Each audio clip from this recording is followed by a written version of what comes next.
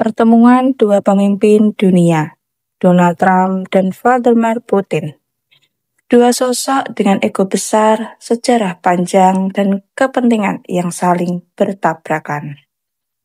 Mereka duduk satu meja di Alaska, tanah yang dulunya pernah menjadi milik Rusia.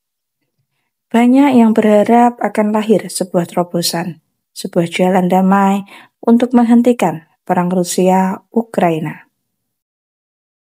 Tapi kenyataannya tidak ada kesepakatan.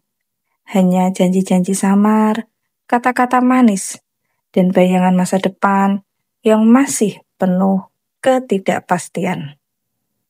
Pertemuan ini adalah kunjungan pertama Putin ke Amerika Serikat dalam hampir 1 dekade.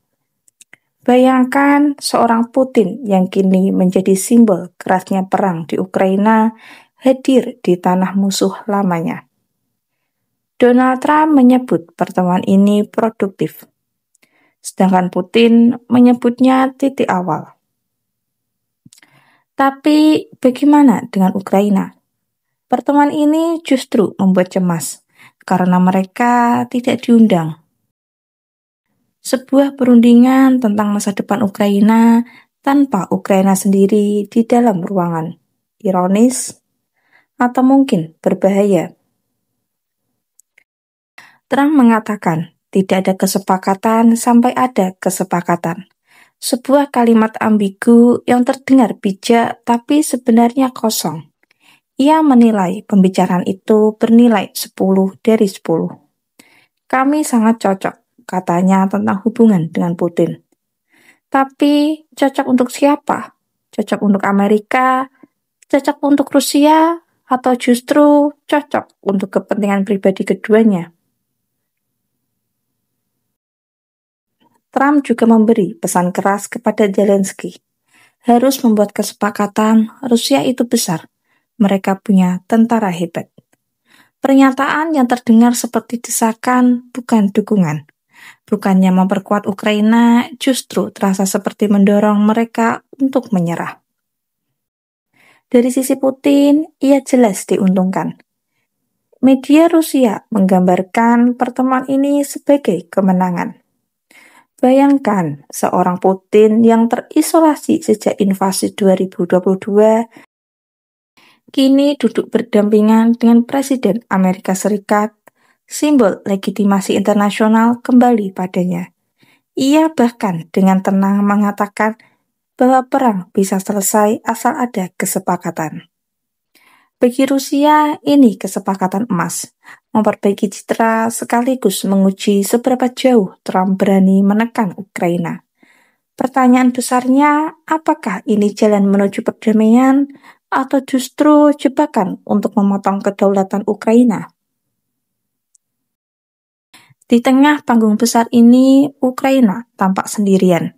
Zelensky menulis di media sosialnya, "Kami siap bekerja seproduktif mungkin untuk mengakhiri perang ini. Kami menunggu posisi kuat Amerika." Tapi apa yang didapatkannya? Hanya pesan dari Trump, buat kesepakatan. Bayangkan posisi Ukraina, wilayah hancur, rakyat jadi korban, dan kini masa depan mereka diperdebatkan tanpa kursi bagi mereka di meja perundingan. Apakah ini adil? Apakah ini keadilan? Atau pengkhianatan atas prinsip kedaulatan bangsa? Kita harus jujur, pertemuan ini lebih banyak simbol daripada solusi. Trump ingin menunjukkan dirinya sebagai pembawa damai. Putin ingin menunjukkan bahwa Rusia masih pemain utama. Tapi di balik semua itu, perang tetap berlangsung. Bom tetap jatuh, nyawa tetap hilang. Trump bahkan mengatakan, tidak akan ada perang jika saya masih menjabat. Sebuah klaim besar tapi tanpa bukti. Pernyataan yang lebih mirip kampanye politik dibanding rencana nyata. Dan jangan lupa, ia juga menyinggung lagi soal pemilu 2020 yang katanya curang, membawa isu domestik Amerika ke meja diplomasi internasional. Pertemuan ini bukan hanya soal Rusia dan Amerika. Ini soal NATO, soal Eropa, dan soal masa depan dunia multipolar. Jika kesepakatan nanti hanya menguntungkan Rusia, dunia akan melihat bahwa kekerasan bisa dibenarkan. Jika Amerika terlalu lunak, kredibilitasnya runtuh di mata sekutu.